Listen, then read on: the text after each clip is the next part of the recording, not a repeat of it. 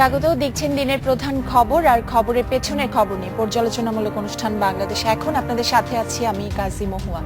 আমার সাথে আলোচনার জন্য স্টুডিওতে আছেন সিনিয়র সাংবাদিক নাইমুল ইসলাম খান এবং বাংলাদেশ প্রতিদিনের সম্পাদক নঈম নিজাম। আপনাদের দুজনকেই স্বাগত জানাচ্ছি স্টুডিওতে। মূলত গতকাল যে বিষয়গুলো সারাদিন আলোচনায় ছিল, শিরোনাম হয়েছে, সেগুলো নিয়ে আপনাদের সাথে কথা বলবো। তার আগে এক নজরে আমি একটু সেগুলো দেখে আসতে চাইবো।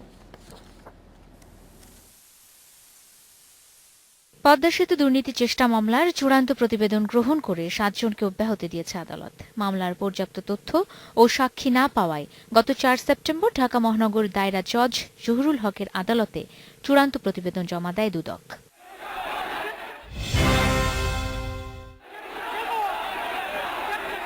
জিয়া ট্রাস্ট সংক্রান্ত দুর্নীতির দুটি মামলায় খালেদা জিয়াকে ৯ নভেম্বর হাজির হওয়ার নির্দেশ দিয়েছে আদালত। হরতালের কারণ দেখিয়ে বিশেষ আদালতে যাননি বেগম খালেদা জিয়া।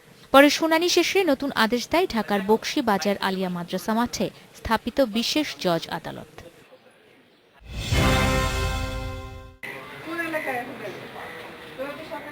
হরতালে নাশকতার পরিকল্পনার অভিযোগে গ্রেফতার যুবদলের সভাপতি সৈয়দ মোয়াজ্জেম হোসেন আলাল সহ ৬ নেতাকে ৩ দিনের রিমান্ডে নেওয়া হয়েছে।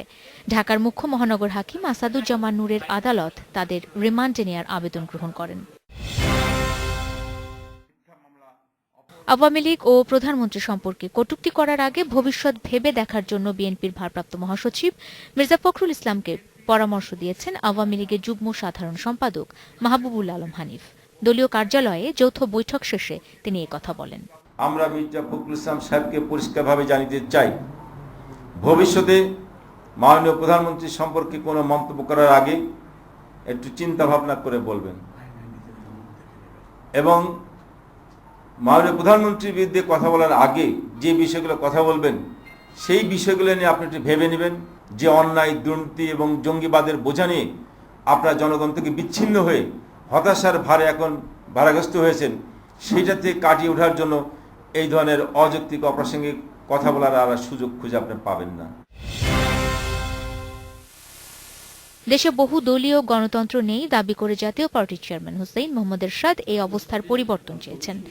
রাজধানীর বনানীতে দলীয় কার্যালয়ে জাতীয় শ্রমিক পার্টির নেতাদের সাথে মতবিনিময় সভায় তিনি পরিবর্তনের জন্য দলকে সাংগঠনিকভাবে শক্তিশালী করারও তাগিদ দেন। জাতীয় পার্টি সংগঠিত গোষ্ঠী কি জন্য, লক্ষ্য কি, আগামীতে নির্বাচনে ক্ষমতায় যাব। মুখের কথা নয়, বিশ্বাস করি দেশের বর্তমান অবস্থার পরিপ্রেক্ষিতে আমি বিশ্বাস করি প্রতিটি মানুষ মনে মনে চাচ্ছে পরিবর্তন আসুক, পরিবর্তন আসুক। আমরা এদের চাই না, দুই দলকে চাই না, পরিবর্তন আসবেই, আসতেই হবে। লতিফ সিদ্দিকীকে গ্রেফতার ও সর্বোচ্চ শাস্তির দাবিতে সম্মিলিত ইসলামী দলের ডাকা হরতাল ঢিলে ঢালাভাবে পালিত হয়েছে। রাজধানীতে কোথাও সহিংসতার কোনো খবর পাওয়া যায়নি। দিনভর জনজীবন ছিল অনেকটাই স্বাভাবিক। সোনিয়া হক, ইন্ডিপেন্ডেন্ট নিউজ।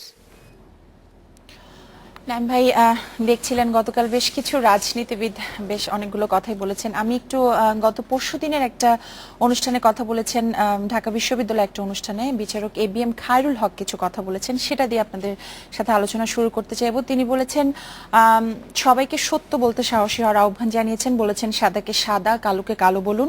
সবারই দায়িত্ব আছে, বক্তব্য দেয়া থেকে বিরত থাকলে চলবে না। বলার শক্তি সঞ্চয় করুন, তাহলে দেশের অবকাঠামো পরিবর্তন আসবে, বাংলাদেশে গিয়ে যাবে। তিনি একজন বিচারপতি, একজন অভিভাবক হিসেবে তিনি যে দিক নির্দেশনাগুলো দিয়েছেন, আমাদের দেশের রাজনীতিবিদরা আসলে, আপনি সবার বক্তব্য শুনেন, তারা আসলে কতটা মেনে চলে এটা? আমাদের রাজনীতি তো আসলে ঠিক সাদাকে সাদা বলার না। আমি সবসময় অবশ্য এটা মনেও করি না যে সবসময় সত্যি সত্যি সাদাকে সাদা, কালোকে কালো। বিচার ব্যবস্থায়ও এটা আসলে সবসময় হয় না। আমরা বলি বিচার ব্যবস্থায় অনেক সময় আইনের শাসন হয়তো বহাল থাকে, আইনের শাসন হয়তো সুপ্রতিষ্ঠিত থাকে, সবসময় ন্যায়ের শাসন নিশ্চিতও করে না বিচার। তো আবার বিচারে অনেকভাবে বলা যায় যে বিচার অর্থশালীর বিচারের সুবিধা আর একজন দরিদ্রের বিচারের সুবিধা একই হয় না। এই যে নানাভাবে, তারপরে মনে করেন যে আইনের ভিতরেই কিন্তু আছে। মনে করেন আমি ইনকাম ট্যাক্স বেশি দেই, আমি একজন MP, আমি জেলে গেলেও আমার জন্য প্রথম শ্রেণী আছে। বাংলাদেশের একজন কৃষক ছোট অপরাধ করে গেলে তার তো প্রথম শ্রেণী নাই, কিন্তু সে কিন্তু বাংলাদেশের মানুষকে খাওয়াচ্ছে, আমাদের খাদ্যে আমাদেরকে উদ্বৃত্ত না করলেও বিরাট ভূমিকা রাখছে। এখন এইগুলি, এই যে মানে আমি বলবো যে ওই তো আইনের শাসন, ন্যায়ের শাসন সবসময় নিশ্চিত করে না সাদাকে সাদা। আর পৃথিবীর সবকিছু আসলে সাদা কালো না, আমি ওনার সাথে ভিন্ন মত না, এটা এই স্কোপটা রাখতে হবে। পৃথিবীর সবকিছুই সাদা বা কালো, জিরো সাম গেমের মতো এরকম করে বলা যায় না। পৃথিবীতে বেশিরভাগ জিনিসেরই গ্রে এরিয়া, এটাই জটিলতা।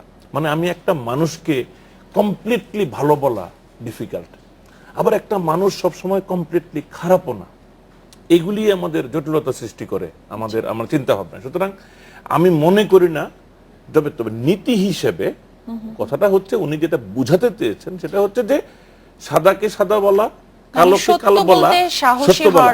এবং তার মানে এটাই দাঁড়ায় যে সাদাকে সাদা বলবো, কালোকে কালো বলবো, গ্রে কে গ্রে বলবো। মানে যেখানে গ্রে সেখানে আমি সেভাবেই বলবো। আমার মনে হয় যে এটা আমরা সাংবাদিকতার পয়েন্ট অফ ভিউ থেকে কিন্তু জানি, এটাই এক্স্যাক্টলি একজন সাংবাদিকেরও দায়িত্ব। কিন্তু এটা শুধু নাগরিকের দায়িত্ব না, শুধু রাজনীতিবিদের দায়িত্ব ভাই। না। আপনার কাছে আমি যেটা উনি বলেছেন যে সবাইকে সবার জায়গা থেকে কৈফিয়ত দিতে হবে, যিনি মন্ত্রী হবেন তাকে জবাবদিহি করতে হবে সংসদের কাছে, সংসদের মাধ্যমে তার রাষ্ট্রের মালিক জনগণের কাছে পৌঁছে দেবে।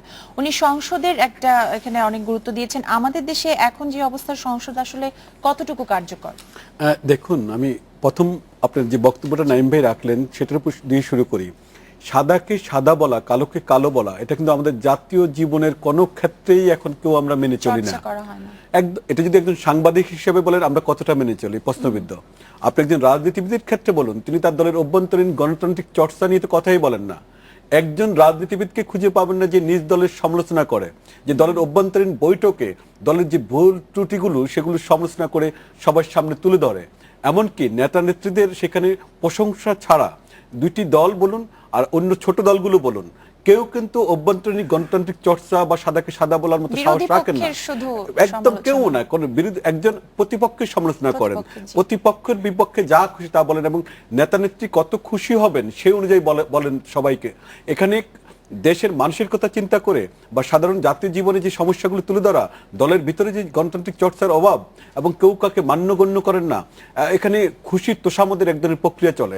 আরেকটা বিষয় আপনি যে কথা বললেন সংসদের বিষয়, জাতীয় সংসদে একরকম দৃশ্য আমরা দেখতে পাই। সেখানে সাদাকে সাদা কিংবা জবাবদিহিতা দূরে থাকুক, ব্যক্তিগত নিজের দলের অবস্থানটুকু তুলে ধরার চেষ্টা করেন না। বিরোধী দল যারা দাবি করছেন তারাও কিন্তু সরকারের পক্ষে এমন ভাবে বলার চেষ্টা করেন, সরকারি দলের নেতাকর্মীরা লজ্জিত হয়ে পড়েন মাঝে মধ্যে যে আমরা কি বলবো। যিনি মন্ত্রী হবেন তাকে জবাবদিহি করতে হবে সংসদের কাছে, সেই জবাবদিহি কিভাবে হবে? যখন হবে বিরোধী পক্ষ শক্তিশালী থাকবে। গণতন্ত্রের রাজনৈতিক ক্ষেত্রে আমরা কি দেখি, গণতন্ত্রের নিয়মটা হলো বিরোধী পক্ষ যত বেশি শক্তিশালী হবে জবাবদিহিতা তত বাড়বে। এখানে তো বিরোধী দল বলে কোনো শব্দ জাতীয় সংসদে নেই। যিনি বিরোধী দল তিনি আবার সরকার, যিনি আবার সরকার তিনি আবার বিরোধী দল। এমনকি জাতীয় পার্টির ক্ষেত্রে আমরা আরেকটু দেখি, সরকারি দল সিদ্ধান্ত নেয় এই দলের মহাসচিব কে হবেন, এই দলের বিরোধী দলের উপনেতা কে হবেন, এই দলের হুইপ কে হবেন, এই দলের মন্ত্রী কে হবেন। তাহলে এই সংসদের কথা বলছেন নইম ভাই, আগে যে সংসদগুলো ছিল, আগের সংসদগুলো তো যেটা না, সেগুলো তো আরো ভয়াবহ ছিল। বর্জন, মানে বিরোধী দল মানে সবাই মনে করতে আমি সংসদ বর্জন করব। আমি একটা এলাকা থেকে ইলেক্টেড হওয়ার পর আমি সাধারণ মানুষের যে কথাগুলো তুলে ধরবো, মন্ত্রীদের যে সমালোচনাটুকু করব, তাদের রোলগুলো, তাদের দুর্নীতি অনিয়ম তুলে ধরার জন্য সংসদে কেউ যেতেন না।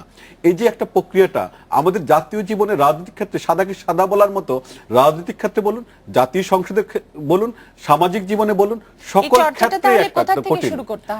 আমার কাছে মনে হয় প্রথমত আমাদের গণতান্ত্রিক চর্চা যত বেশি বাড়বে, রাজনৈতিক দলগুলোর অভ্যন্তর থেকেই শুরু হতে হবে। রাজনৈতিক দলগুলোকে তাদের যে ভুলগুলো হয়ে থাকে তারা যদি দলের অভ্যন্তরে সেটি বলার সাহস রাখেন, তারা নেতার সামনে, নেত্রীর সামনে যদি বলেন যে আজকে আমরা এই 10টি সিদ্ধান্ত গ্রহণ করলাম গত এক মাসে বা এর মধ্যে, এইগুলো আমাদের ভুল ছিল, এই ভুল থেকে শিক্ষা নিয়ে আমাদের নতুন করে সামনে যেতে হবে। কথা বলার জন্য তো লাগবে। একটা সময় ছিল, এটা ছিল আমাদের দেশে, বঙ্গবন্ধুর সময় এত বড় নেতা ছিলেন কিন্তু সেখানে কথা বলতেন, তাজউদ্দিন আহমেদ কথা বলতেন, সেখানে মনসুর আলী কথা বলতেন, সেখানে অন্য জাতীয় নেতারা যারা ছিলেন, সৈয়দ নজরুল ইসলাম সাহেব কথা বলতেন, এমনকি জুনিয়ররাও কথা বলতেন। আমি একটু শেষ করছি এটা বলে, জিয়াউর রহমানের আমলও কিন্তু কম বেশি তার দলের সিনিয়র নেতৃবৃন্দ কথা বলার মতো সেরকম নেতৃবৃন্দ ছিলেন। এরশাদ আমলও ছিলেন, এমনকি এরশাদকে আমরা স্বৈরাচার বলে থাকি, সেখানেও ছিলেন। অতীতে বিএনপিতে 91 পার্লামেন্ট কিংবা আওয়ামী লীগের 96 পার্লামেন্টও কিছুটা ছিল, এখন আর সেটি নেই। আপনাদের ছোট্ট কথা বলি। জি, এই নাইম যে ভাই বিচারপতি- আপনার কাছে আচ্ছা, ফিরছি, আমি ছোট্ট একটা বিরতি নিয়ে আসি, ছোট্ট একটা বিরতি নিচ্ছি, ফিরছি 40 সেকেন্ড পর।